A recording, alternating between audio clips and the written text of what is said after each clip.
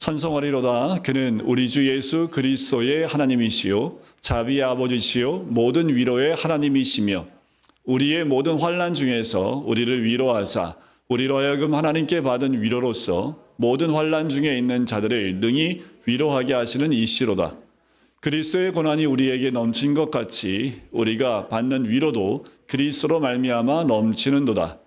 우리가 환난 당하는 것도 너희가 위로와 구원을 받게 하려는 것이요 우리가 위로를 받는 것도 너희가 위로를 받게 하려는 것이니 이 위로가 너희 속에 역사하여 우리가 받는 것 같은 고난을 너희도 견디게 하느니라. 너희를 위한 우리의 소망이 견고함은 너희가 고난에 참여하는 자가 된 것 같이 위로에도 그러할 줄을 알미라. 형제들아, 우리가 아시아에서 당한 환난을 너희가 모르기를 원하지 아니하노니 힘에 겹도록 심한 고난을 당하여 살 소망까지 끊어지고 우리는 우리 자신이 사형 선고를 받은 줄 알았으니 이는 우리로 자기를 의지하지 말고 오직 죽은 자를 다시 살리시는 하나님만 의지하게 하심이라. 그가 이같이 큰 사망에서 우리를 건지셨고 또 건지실 것이며 이후에도 건지시기를 그에게 바라노라. 너희도 우리를 위하여 간구함으로 도우라. 이는 우리가 많은 사람의 기도로 얻은 은사로 말미암아 많은 사람이 우리를 위하여 감사하게 하려 함이라. 아멘. 매주 금요일마다 고난에 대한 부분들을 함께 나눕니다. 고난이 없는 사람은 한 명도 없지요. 고난을 겪게 되면 우리는 자연스럽게 자신이 겪는 고난에 집중할 수밖에 없습니다. 고난당하는 자신 외에는 아무것도 보이지 않는 것이 고난의 특징인 것 같아요. 하지만 종종 우리는 고난을 통해서 고난 그 이면에 있는 하나님의 축복을 경험하지요. 사실 성도들이 겪는 고난은 축복을 가장한 고난이라고 보시면 됩니다. 엄청난 주님의 축복이 그 가운데 있기 때문에 그래요.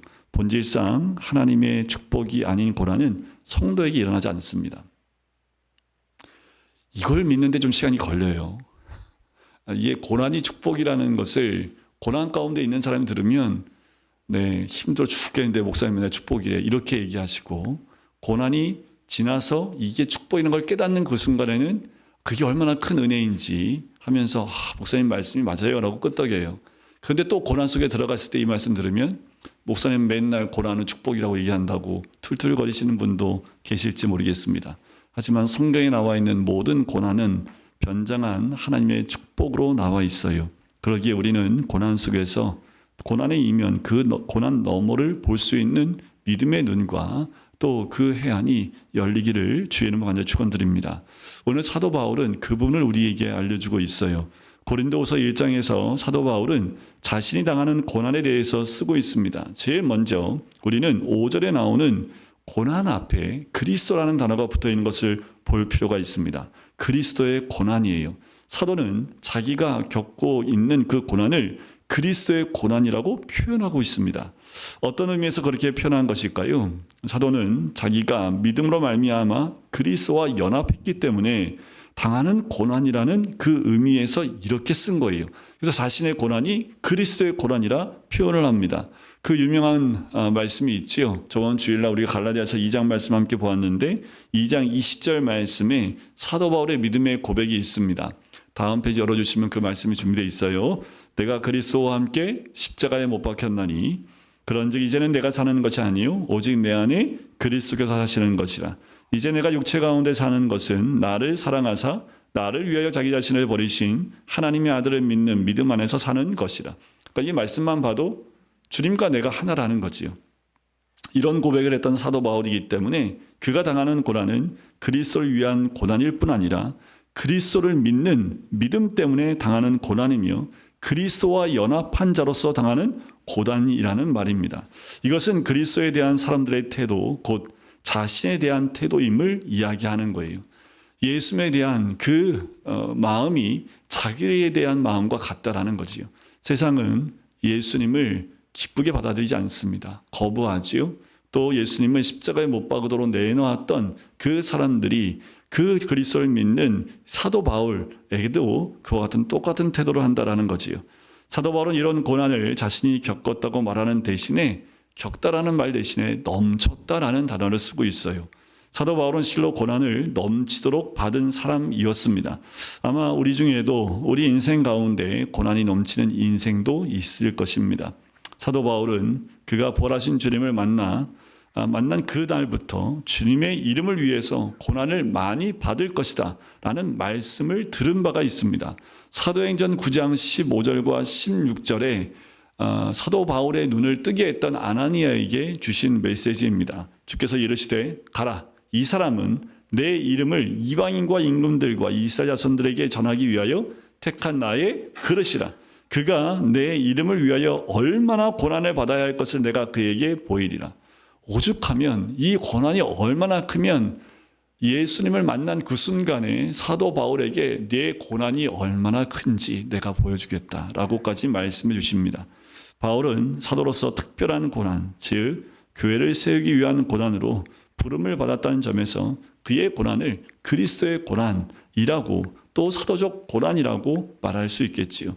그러나 우리가 오늘 특별히 주목하려고 하는 것은 사도가 이 고난을 자기 한 사람만의 독특한 경험이라고 말하지 않는다는 거예요. 사도 바울만이 사도이기 때문에 그리고 자신이 특별하기 때문에 받는 고난이라고 이야기하지 않는다는 거예요. 자, 5절에 보면 인칭대명사가 나라고 하지 않습니다. 내가 받는 고난이라고 하면 그 인칭대명사를 나라고 할 텐데 우리라는 대명사를 사용하고 있지요. 하지만 6절에 가면 이렇게도 얘기를 해요. 우리가 받는 것 같은 고난을 너희도 견디게 하느니라 라고 말씀함을 통해서 사도가 받는 고난과 고린도 교회 성도들이 받는 고난이 다르지 않다라는 것을 분명하게 말하고 있는 거지요. 바로 2000년 전에 사도 바울이 받던 그 고난을 지금 우리가 받는 고난과 다르지 않다라고 말씀하고 있는 거예요. 사도 바울은 나는 사도이기 때문에 너희보다 특별한 고난을 당하고 있다라고 말하지 않습니다. 그리스도의 고난이라고 말함으로써 그리스도와 자신을 연결시킨 사도는 이제 다시 자신이 받는 그리스도의 고난으로 고린도 교회 성도들과 자신을 하나로 묶고 있어요. 왜냐하면 당시에 고린도 교회 성도들이 겪고 있는 고난도 믿음 때문에 또 예수님의 이름 때문에 복음 때문에 그것을 위한 고난이었기 때문에 그래요.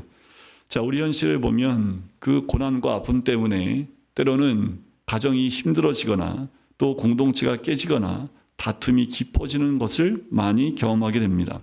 그러나 오늘 하나님께서 본문을 통하여 말씀하시는 것은 고난은 교회를 깨뜨리는 대신에 도리어 하나가 되게 한다는 것이 오늘 말씀의 메시지입니다.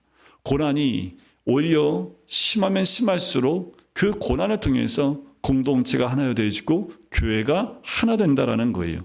사도 바울은 8절에서 자기가 아시아에서 당했던 심한 고난을 고린도 교회 사람들이 알아주기를 바란다고 말합니다.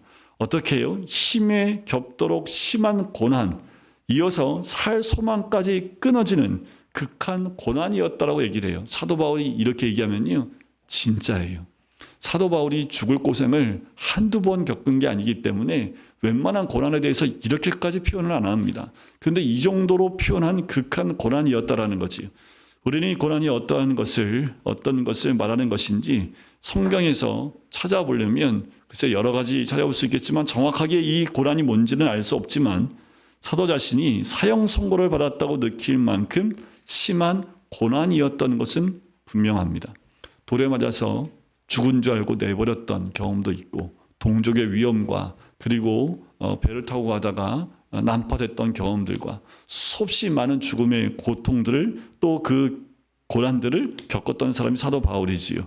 사도가 이 심한 고난을 고린도 교회 성도들이 알았으면 좋겠다고 말하는 이유는 봤지 내가 이렇게 고난받고 있어. 이거 보여주려고 하는 거 아니라는 거지요. 그 이유가 뭐냐면 지금 아무리 심한 고난 가운데 처한 성도라 할지라도 이런 고난을 겪는 자신을 생각하고 힘을 얻으라는 의도로 보여요. 내가 받는 고난, 솔직히 내가 사형 선고까지 받을 만한 그 고난 가운데 있었던 나를 보고 위로를 받으라 라고 얘기하는 거지요. 오직 죽은 자를 다시 살리시는 하나님만 의지하게 만드셨다라는 것을 이야기하는 거예요. 하나님은 이런 큰 사망의 고통에서 우리를 건지셨고 또 건지시는 분이며 장래에도 건지실 분이라고 그는 10절에서 이야기를 해요. 사망의 음침한 골짜기를 지나는 고린도 교회 성도들은 자기들과 같은 고난을 겪는 사도 바울과 심정적으로 어땠을까요? 이런 글을 들을 때, 읽을 때 마음이 많이 동화가 될 수 있지요. 같은 고난, 믿음 때문에 받는 어려움들, 그 괴로움들, 죽을 고생하는 사도 바울의 그 모습을 보면서 지금 나도 겪고 있는 고난 가운데 동질감을 느끼게 되는 거지요. 결국 사도는 자신이 받는 그리스도의 고난은 자기만의 독특한 것이 아니라 믿음으로 살며 고난을 당해야 했던 모든 고린도 교회 성도들, 그리고 지금 믿음의 길을 가면서 겪는 모든 성도들의 고난, 그 겪는 것과 동일한 고난이라고 이야기하면서 사도 바울은 고린도 교회 성도들과 하나됨을 바라보고 있는 거지요. 자, 그런데 중요한 것은 오늘 본문에 중요하게 반복되는 단어가 있어요. 가장 많이 반복되는 단어가 위로라는 단어예요. 위로.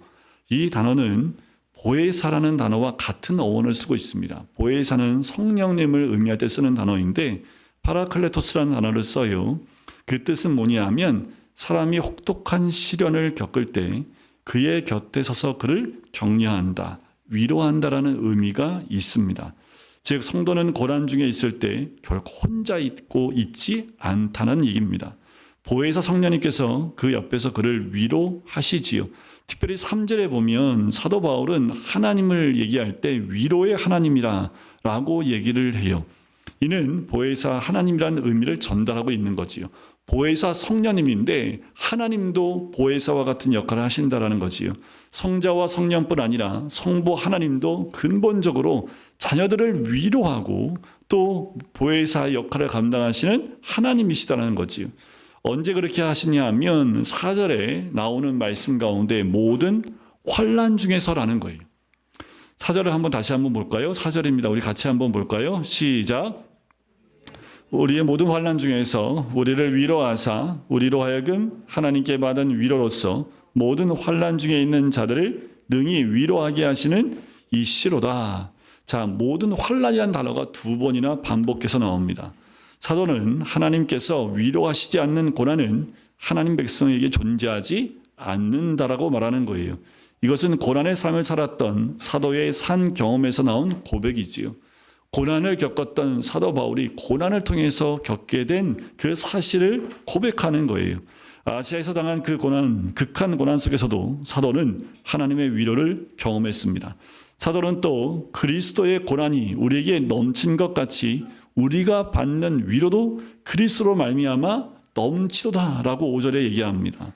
하나님의 위로는 언제나 고난보다 커요.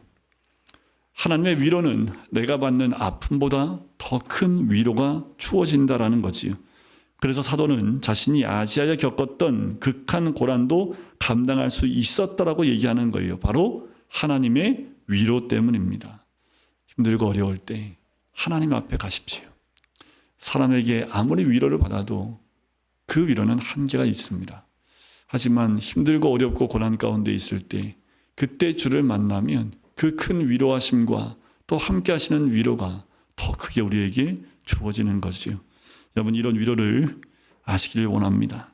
이 놀라운 하나님의 위로를 경험해본 사람이라면 그가 고난 속에서 구하는 것은 오직 하나님의 넘치도록 풍성한 위로일 것입니다.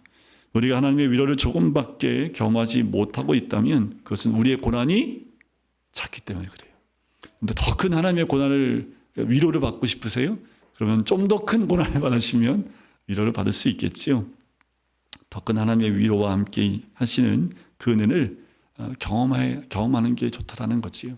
여러분들 각자가 처한 나름대로의 그 고난 가운데 거기에 맞는 하나님의 위로가 있습니다. 중요한 것은 사도 바울도 경험했지만 고린도 교회 성도들도 경험한 하나님의 위로입니다.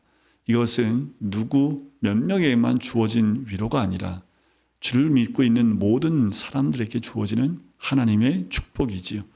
고난 속에서 넘치는 하나님의 위로는 고난을 받고 있는 자신만을 위한 것이 아니라고 얘기합니다. 4절 하반절에 보면 이렇게 얘기해요. 우리로 하여금 하나님께 받는 위로로서 모든 환난 중에 있는 자들을 능히 위로하게 하시는 이시로다. 자, 사도는요, 자신이 하나님께 받은 위로를 통해서 자신과 같이 모든 환난 가운데 있는 자들을 능히 위로하게 하신다라는 거예요. 즉, 자신이 당한 고난은 자신을 하나님의 위로자로 만들어 주었다라는 거예요. 여러분들, 이게 굉장히 큰 은혜인데, 지금 여러분들 당하고 있는 고난, 또 겪고 있는 고난이 있습니까? 이렇게 보시면 돼요. 이걸 통해서 나를 이와 같은 고난 가운데 있는 자들을 위로하게 하기 위해서 지금 나로 하여금 이런 고난을 겪게 하신다라는 거지요. 사도 바울은 그 사도 바울은 처음부터 알았을까요? 아니요, 사도 바울도 처음 몰랐지요. 그 고난 가운데 정말 죽을 고생을 했는데 나중에 하나님의 위로를 받고 돌이켜 보니까 그 똑같은 고난, 어쩌면 그리스도를 위해서 받는 그 고난 가운데 어려움에 있는 사람들이 눈에 들어오기 시작을 합니다.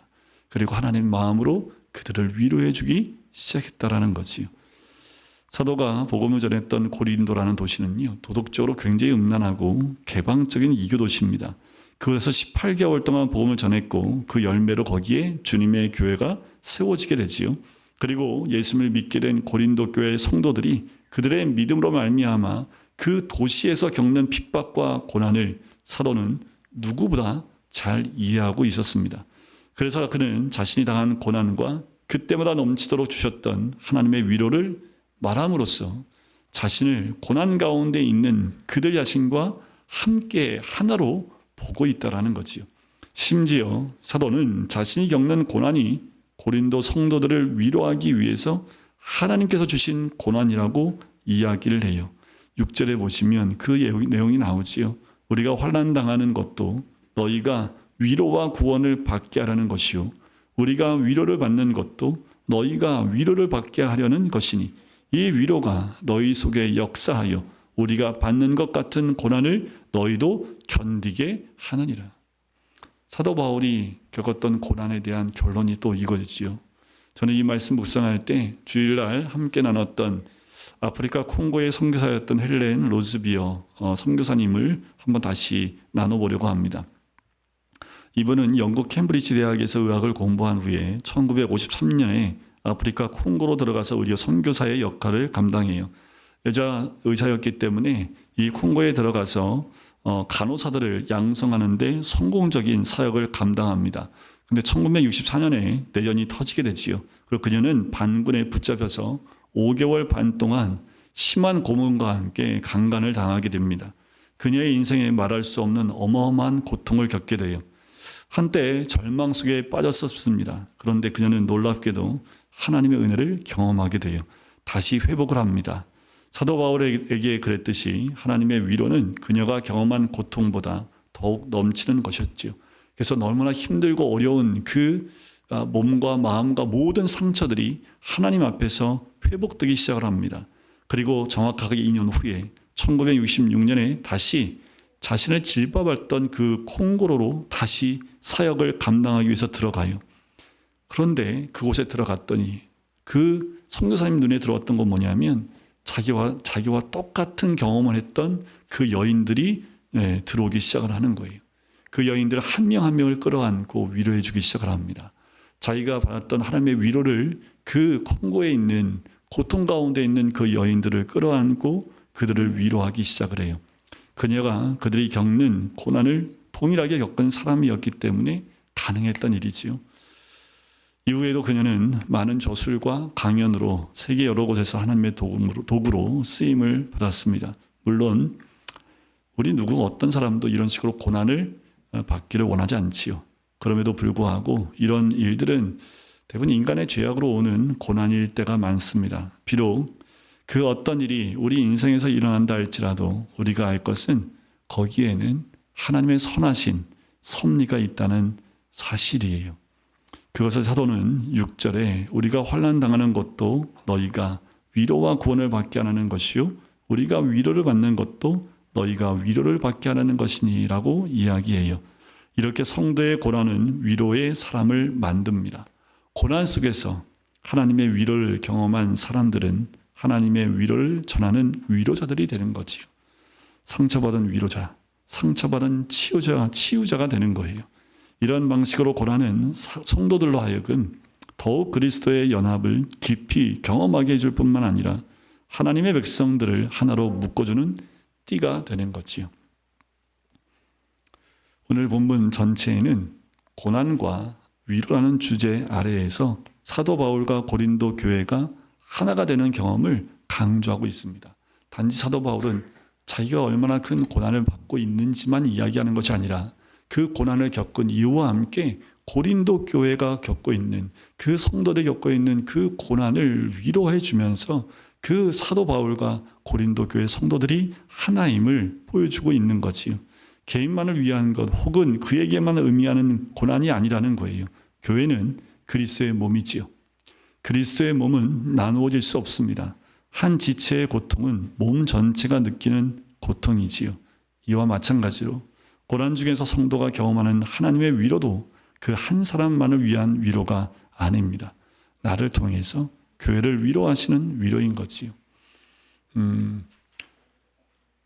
몇 년 전에 그 많은 비 때문에 아파트 지하에 물이 차 올라오면서 어머니를 빨리 피신시키고 고등학생 그 아들이 미처 피하지 못하고 죽게 되는 그 사건을 우리가 기억을 하는데, 그 어머니가 교회 권사님이세요. 그래서 나중에 이제 그 이야기를 들어보니까 그 권사님이 간증하는 내용을 잠깐 본 적이 있습니다.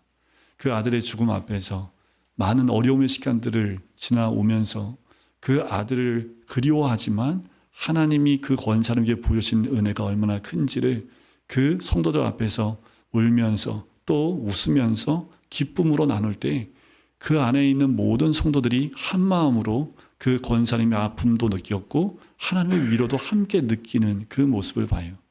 교회 공동체는 한 사람의 고난이 그 사람의 고난이 아니라 모든 공동체가 함께 겪는 고난이라는 거지요. 그 고난을 이겨내고 위로받은 한 영혼의 그 고백은 한 사람의 위로와 한 사람의 회복이 아니라 그 교회 공동체의 회복으로 등장하게 되는 겁니다. 신자는 누구인가요? 중요한 통찰을 제공합니다.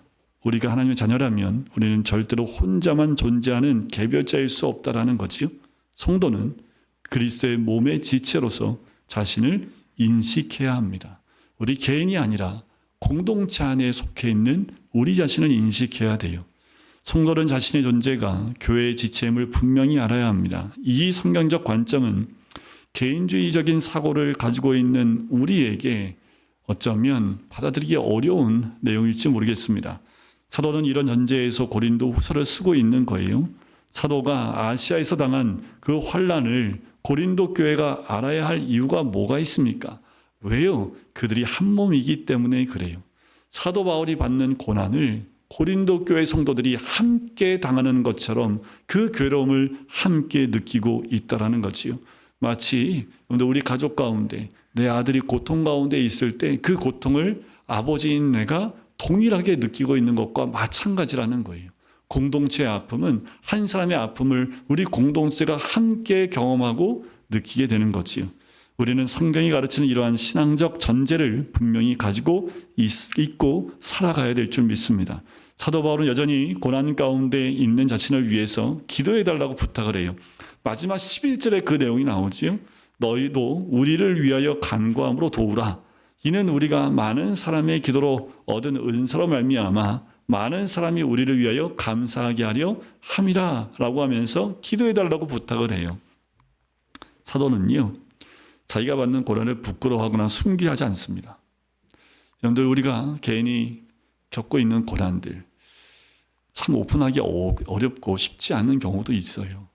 하지만 사도 바울은 그것을 숨기려 하지 않습니다. 사도가 너무나 약해진 나머지 자기 연민에서 이런 부탁을 하는 것도 아니에요.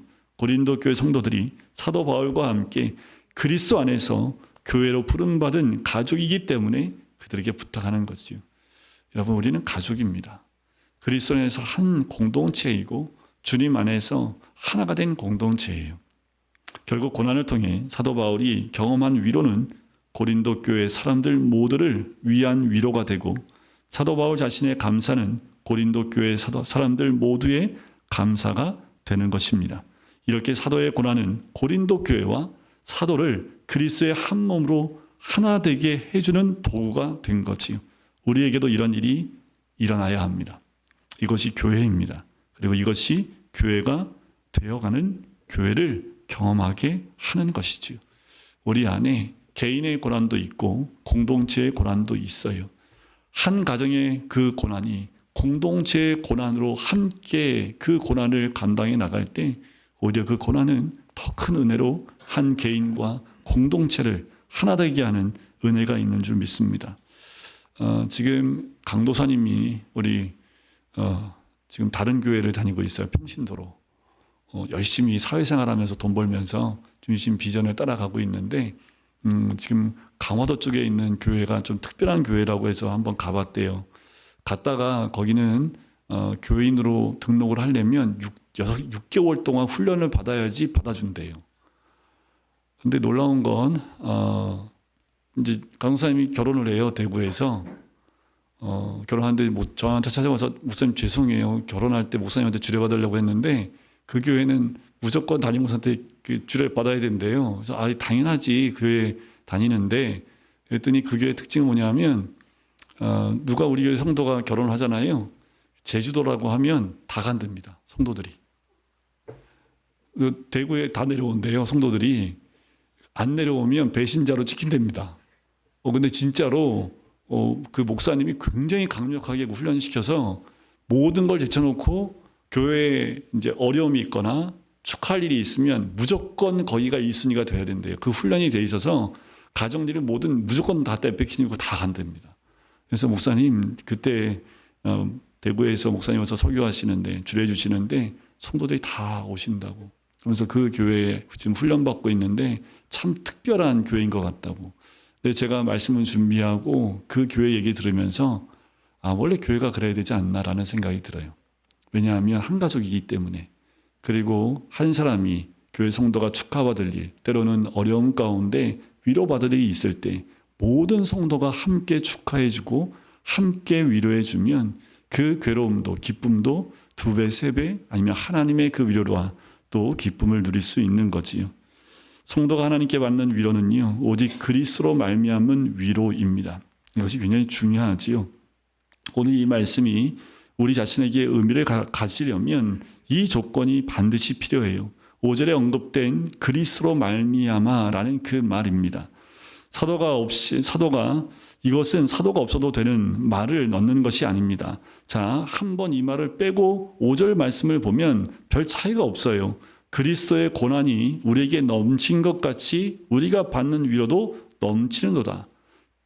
그리스도로 말미암아를 빼도 별 차이가 없습니다. 그런데 읽을 때는 별 차이가 없는데 의미는 굉장한 차이가 있어요. 왜냐하면 우리의 삶의 시작부터 끝까지 다 여기서부터 시작되기 때문에 그렇습니다. 그리스도로 말미암아라는 그 말을 쓰는 것이 굉장히 중요해요. 내가 예수 그리스도를 믿는 것도 그리스도로 말미암아 믿음이 우리 가운데 있는 거지요. 구원도 그리스도로 말미암음입니다. 고난도 그리스도로 말미암음이에요. 위로도 그리스도로 말미암음이라는 거지요. 여러분들 우리의 삶에 그리스도로 말미암아가 없으면 우리는 신앙인이 아닙니다. 그만큼 그리스도로 말미암다는 이 단어가 우리의 신앙의 고백 가운데 굉장히 중요한 위치를 차지하고 있다라는 거예요.